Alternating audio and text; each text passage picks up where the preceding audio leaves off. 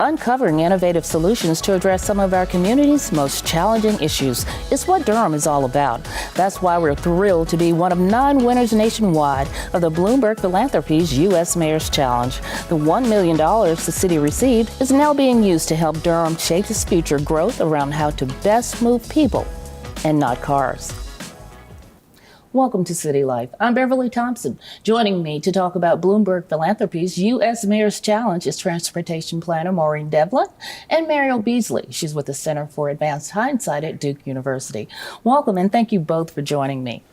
So Maureen, let's start with you. What is the U.S. Mayor's Challenge? So the Mayor's Challenge was a competitive grant that the Bloomberg Philanthropies created for cities. And the idea was to provide funding so cities could test bold and innovative ideas that might be really challenging for them to solve on their own.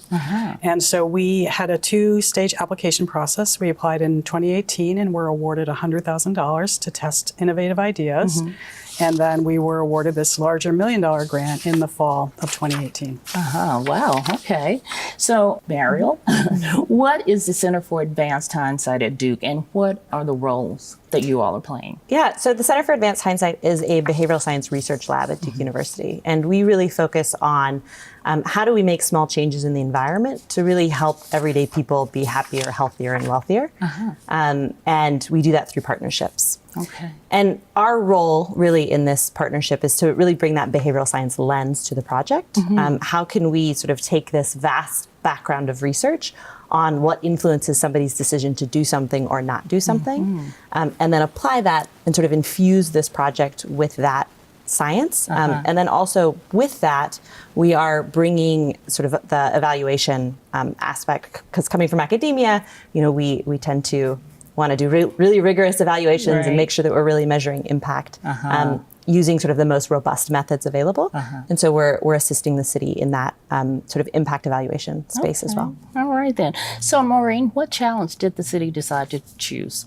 So when we gathered last summer, we decided that the big issue that we thought we could tackle was the problem around parking downtown. So a lot of people last year were complaining a lot about parking, feeling like there wasn't enough parking, they were having to pay. And while it's not necessarily something that is life or death, we did feel like it was really a big problem in the community. And we also thought it was something that we could solve with a low-cost, innovative solution. So we thought this is an opportunity for us to try something cool that actually we can make something culturally that was relevant to our community and people would respond to. Okay. So that sort of, I guess, touches on why you chose that. But what kind of marriage that these two disciplines, I guess the discipline of the research that you do, marry with this project? I mean, how did it come together? There was a person in the room who saw that we had a really great idea, and we in fact had many ideas, but that there would be more strength if we did this rigorous scientific testing that Mariel's talking about. So that person pointed out, let's bring in the Center for Advanced Hindsight. They can be the scientists for us. So why was this project well suited for behavioral science? Yeah, so behavioral science is really kind of trying to understand why people do things, or why don't people do things that they want to do.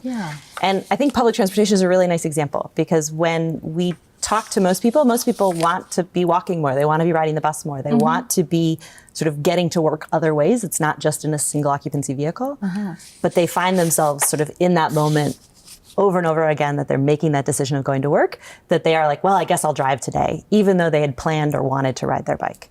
So we see that there's this nice sort of gap, we call it the action intention gap, where you have an intention to do something, whether it be because you don't want to have to pay for parking or deal with it, or you don't want to have to, or you don't want to, you want to do the good things for the environment. And yet the actual sort of daily choices that you're making are not following through on that intention. And behavioral science really has a nice history of playing in that space. And we just see that as a really sort of ripe area. And then the other thing that behavioral science really is good at, it's really good at zooming in and looking at friction within a decision process. And one of the things that has become very apparent in the project is that there's just a lot of friction around changing how you get to work. If you wanted to ride the bus, you have to figure out what is the bus route, where's the closest bus stop, when do you get off, how do you even signal the bus that you want to get off, where do you get a bus card, how much is it going to cost? There's just a lot of friction within that process, and behavioral science is a good tool to try to sort of narrow in on where are those frictions and how can we reduce them. So it's not just us having a love affair with our cars, our vehicles. We are thinking about doing other things than driving. Yeah, I mean, I think most people say, if you ask them, would you like to take the bus? At some point, a lot of people would say, yeah, I've been meaning to do that. I just haven't looked up the bus route, or I haven't meant to do this. And certainly I think Mo can talk to some of the experiences that folks have shared about riding the bus. So Maureen, once downtown transportation was decided on as a challenge to be addressed, what was it you hoped to achieve? Well, part of it is we want to just change the conversation around parking. And so we wanted people to really see that driving was something that they think is a necessity, but they actually have choices. So that we wanted to create a program that would allow people to say, well, maybe some days I drive, some days I bike, sometimes I walk, and really help that conversation. We also wanted people to think about, if they keep asking for parking, what does that mean for the city of Durham? So are they going to have to keep making space and, spend money on these big parking garages when there's other issues that really need funding as well? Hey, yeah, it gives you something to really think about. Yeah. Yes, we just jump in our cars and get in and drive and think that's the only solution or end point, to get into work. Yeah. Well, and a lot of it is that it's a convenience factor, right? So, in the morning you're rushing, you're, probably already took longer eating breakfast than you meant to, or longer in the shower than you meant to, and now all of a sudden you're like, oh, I've got to get in for that meeting. And then rather than try to figure out everything else, the easiest thing to do is grab your keys and go. Yes. And so it's really much more about habit and about convenience. And so the question is what we really wanted to focus on is, how do we help break those habits? How do we help people realize the benefits and the ease of using some of these other sort of modes?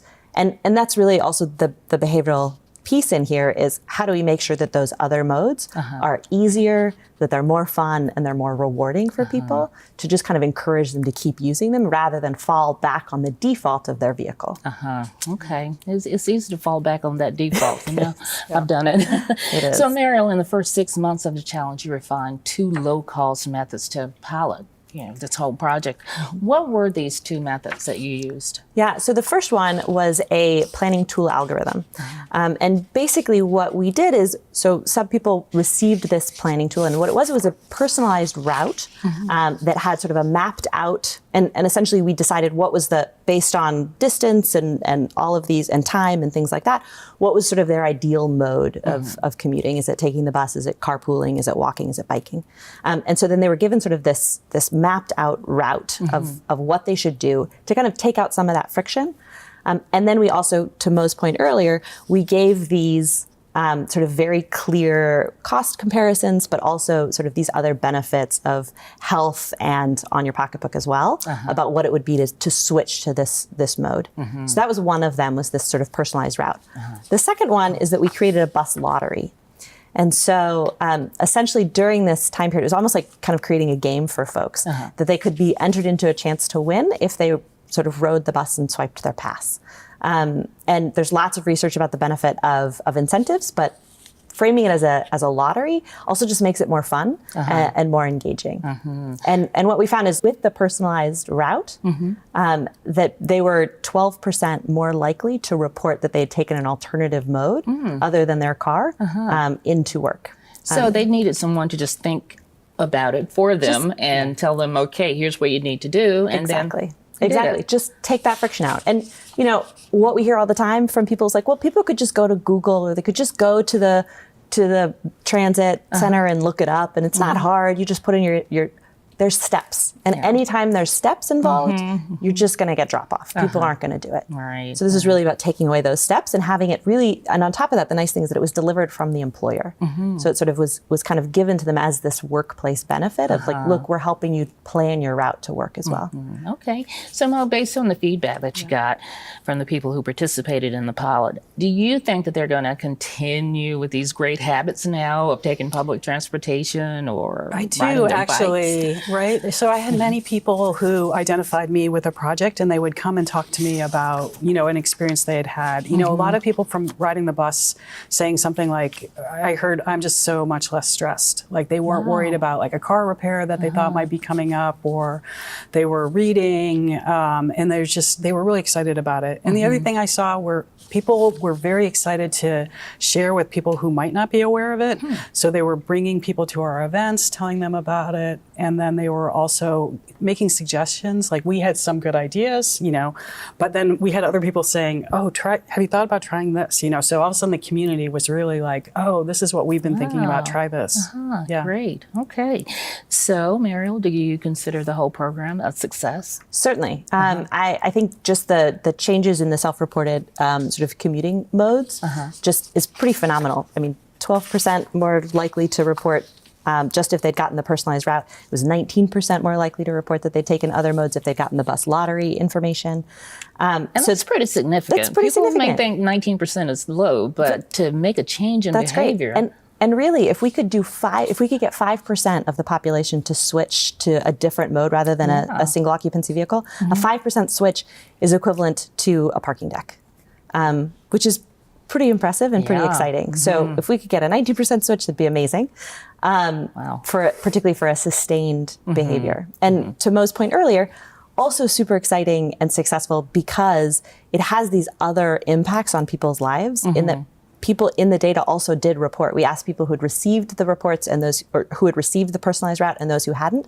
And we asked them about sort of how happy they were and stressed on their commute. And we did find that sort of in the aggregate, we did see lower levels of stress and higher levels of reported happiness for the folks who had received that, the personalized route planning and the bus lottery. Wow. Which is really exciting. It is. It is. And so I would say, yes, it's successful. We're really excited about that. We also think we're not done. This is an iterative process. This is about learning and adapting and making sure we're meeting the needs of Durham residents. And so this is sort of the beginning of this, and that's what we're really thrilled to do with this with this funding from Bloomberg is to continue to explore and continue to refine and continue to improve and see if we can continue to bump up that number of folks who are exploring and using other forms of transportation and investing in city infrastructure to help with it. So as one of the winners of the Bloomberg Challenge, you won $1 million. You got $1 million to do what you need to do to complete these efforts, or I guess move the efforts forward. Will you use it to continue the previously developed programs, or do you want to try something new, other different ideas about transportation? Yes, and. Yes, both things are true, right? Short answer, yes. So we had two strategies that worked very well, and we're thrilled. I mean, they will be improved. We'll continue to iterate around those. And we also have some other ideas that we were thinking about and didn't have time for. And then, like I said, the community is bringing us ideas as well. So we hope to spend the next 3 years really getting several strategies in place that are right-sized for Durham. But also thinking about what are some basic strategies that another place, like another city, could copy and do there.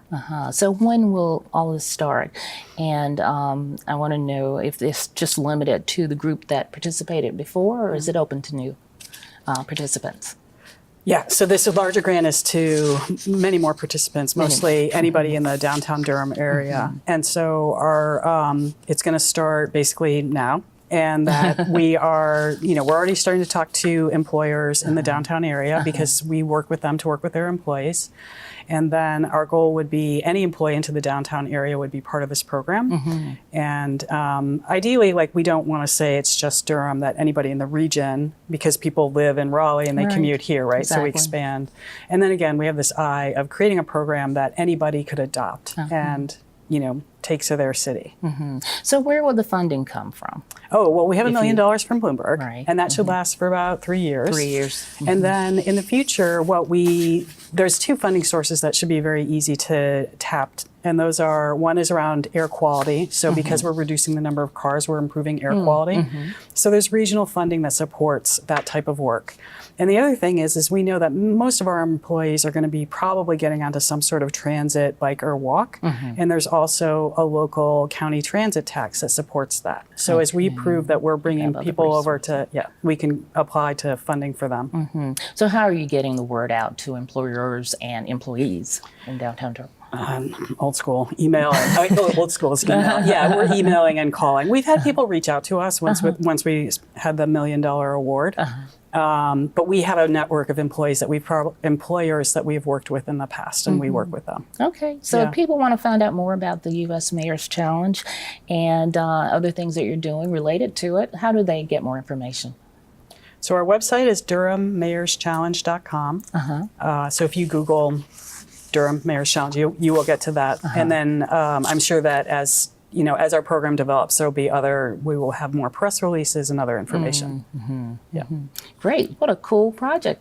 And $1 million to boot to carry it out. Yeah, That's it's very awesome. exciting. Yeah. Is there anything else you'd like to add that you think our viewers might need to know about? Yeah, I mean, you, Beverly, acknowledged that it's hard to not drive. I think a lot of people in the community feel that's hard not to drive, and then they feel a little guilty that we're doing this and that they can't make a different choice. And we don't want people to feel guilty. We just want to point out that we're available to help them figure out which trips maybe they could not drive. And it's not always a work trip. Maybe it's like you're going to the DPAC or you're going to a Bulls game. And that's the moment that you could actually be riding your bike or taking the bus. You don't feel the time pressure or whatever. Great ideas. Wow.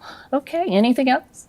No, I think this is great. Okay, well, thank you so much for joining me to talk about such an interesting project. I'm sure Durham always gets engaged when it comes to doing innovative things. So this is wonderful. Cool, thank you. Thank you so much for joining me. Thanks, Bevan.